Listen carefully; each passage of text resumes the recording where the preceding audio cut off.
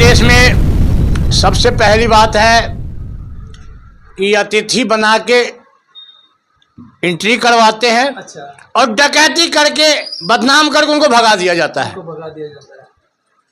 आज ओला उबर जैसे आई थी जी।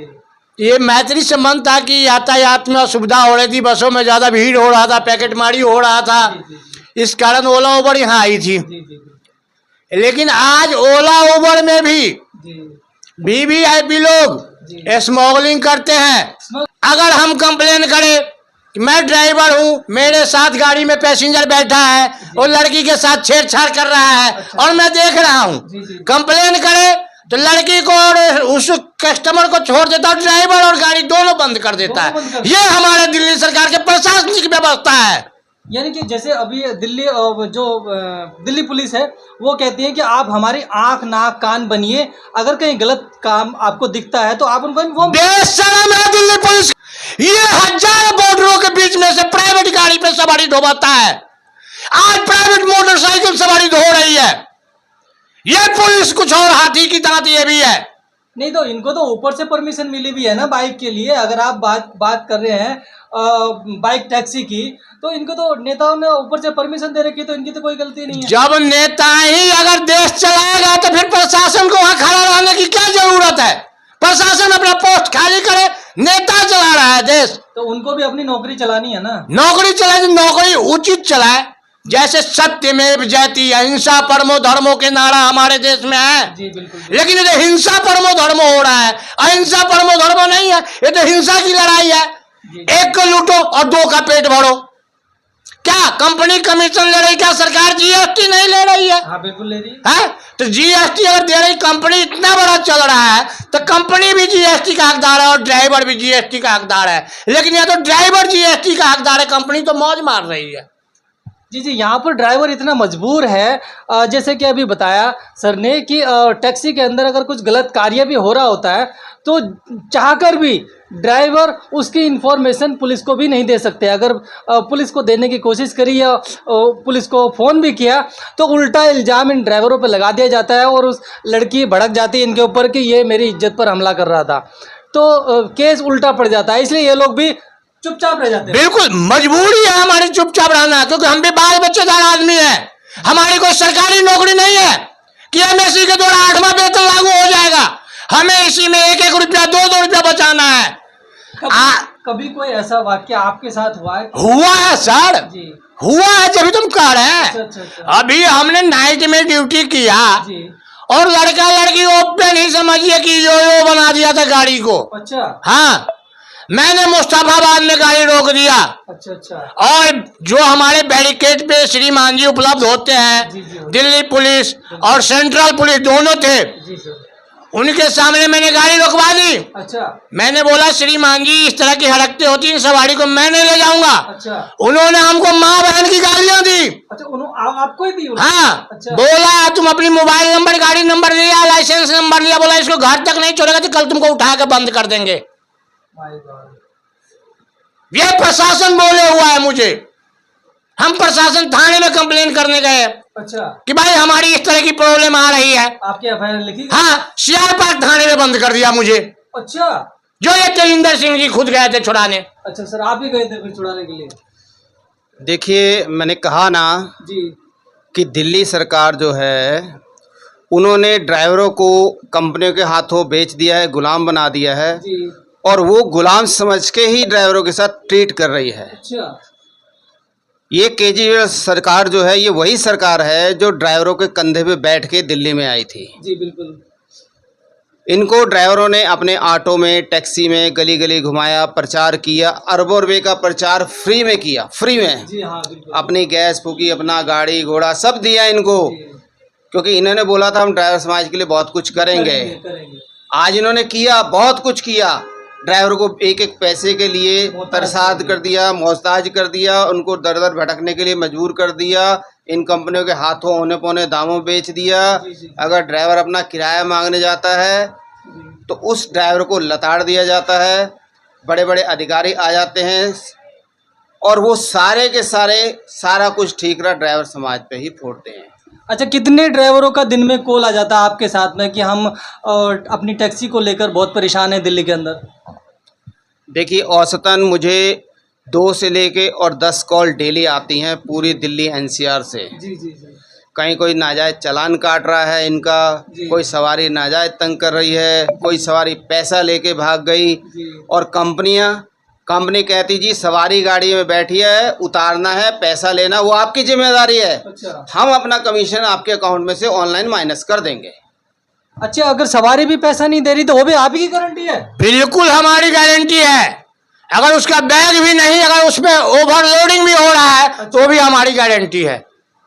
आज आपके एयरपोर्ट पे 35 किलो, 40 किलो, 10 किलो, 15 किलो के वजन है, लेकिन हमारी टैक्सी पे 250, 300 किलोमीटर क्या 500 किलो होगा, फिर भी हमको उठा के ले जाना है। रखना पड़ेगा हैं?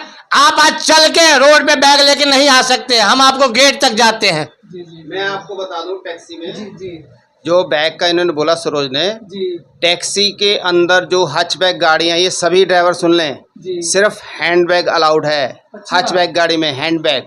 ओके जो डिग्गी वाली सीडान गाड़ियां हैं उसमें सिर्फ 2 लगेज अलाउड हैं, ओनली 2 लगेज। अच्छा, यहाँ तो 4-4, 5-5 वो गलत है। आप सवारी को मना कर दीजिए बिल्कुल कि हमारी गाड़ी में सिर्फ 2 ही लगेज अलाउड हैं। अच्छा अभी इन्होंने जो प्लेन की बात की, अगर आपका 1 किलो वजन एक्स्ट्रा होता तो उसका 2-2 हज़ार रुपये तक का चार्ज कर लेती है कंपनियां, ये प्लेन कंपनियां। और जितने ही अभी तक प्रशासन आए हैं उन्होंने आज तक कभी ड्राइवर समाज का साथ नहीं दिया। इसीलिए अब ड्राइवर समाज खुद अपनी आवाज़ बुलंद कर रहा है और खुद आगे आ रहा है। नहीं तो मतलब आप फिर क्या कर रहे हैं, क्या करेंगे इसके बारे में आगे? देखिए, सीधी सी बात है, जिस ड्राइवर समाज के बदौलत आज केजरीवाल दिल्ली पे राज कर रहे हैं, जी जी बिल्कुल, और उसी ड्राइवर समाज को इन्होंने अपने पैरों तले एक तरह से रौंद दिया है। जी जी वो ड्राइवर समाज इनको उन्हीं की भाषा में जवाब देगा, क्योंकि इस देश का संविधान हर इंसान को बराबर का हक देता है। जी जी उसी संविधान का, उसी हक का जी प्रयोग करके आज हमने जनसेवा ड्राइवर पार्टी बना दी है। 2025 में हम दिल्ली में चुनाव लड़ेंगे, जी। और जिस ड्राइवर समाज ने इनको बिठाया था सीएम की कुर्सी, वही ड्राइवर समाज इनको कुर्सी से उतार भी देगा। यानी तो पूरा दिल्ली का जो ड्राइवर समाज है वो पार्टी के अंदर शामिल है और पार्टी के साथ खड़े हैं। बिल्कुल। जी जी जी हाँ। सड़क से सत्ता की ओर जनसेवा ड्राइवर पार्टी ये सभी ड्राइवरों के लिए है, जो रिक्शा चलाता हो, चाहे स्कूटर चलाता हो, चाहे मारुति चलाता, चाहे जहाज चलाता हो। जी जी जी ये हम लोगों ने अब ठान लिया है। जी। अगर ये नहीं होता जी। तो ये भारत सरकार और स्टेट सरकार मुझे अपराधी घोषित करने के लिए तैयार है। हाँ बिल्कुल बिल्कुल। तो इसलिए हमने अपनी जान बचाने के लिए सड़क से सत्ता की ओर जनसेवा ड्राइवर पार्टी का सहारा लिया है। अच्छा, आपके पास भी इनका सर्टिफिकेट है? ये देखिए सर, मैं अपने गले से उतार कर देता हूँ। My name is Saroj Kumar. ये हमारा फरीदाबाद का है, और मैंने पहले इस पार्टी से भी जब भी ज्वाइन किया, मैंने कहा मैं मैदान में अपने जेब का पैसा खर्चा करके और समाज की सेवा नेक के लिए करूंगा, जी जी जो ईमानदारी हो। जी जी ये कांग्रेस हो, चाहे बीजेपी हो, चाहे आप हो, चाहे सपाई हो, चाहे बहुजन समाज पार्टी हो, चाहे कोई भी एनी बड़ी पार्टी हो, सभी जो है चालबाजी करता है। आज नरेंद्र मोदी का भी सरकार है तो इसमें भी चालबाजी है। जो राशन ये 5 किलो में क्या आदमी पेट भर खा लेगा महीने का? क्या 5 किलो में नहीं हाँ? 10-15 दिन। आज हमारे पास बिहार का राशन कार्ड, हरियाणा में मुझे बाजरा देता है खाने के लिए। क्या मैं बाजरा खाऊंगा क्या? नहीं, ऐसे बाजरा क्यों देते हैं? कि आपका बाहर का राशन कार्ड है, आपको बाजरा मिलेगा। अच्छा, ऐसा? हाँ जी, डीलर बोलता है। बाहर का क्या, पाकिस्तान से आए हो? है बिहार का है, इसलिए हमको बाजरा मिलता है। ये नरेंद्र मोदी का सरकार है। नहीं, ये तो अगर बात हमारे माननीय प्रधानमंत्री तक जाएगी तो वो इसके ऊपर एक्शन लेंगे। अरे प्रधानमंत्री जी को भी कहता हूँ कि एक बार बीवी रख के देखो, साथ में 1-2 बच्चे पैदा करके देखो, खर्चा कितना होता है, अकल आ जाएगी।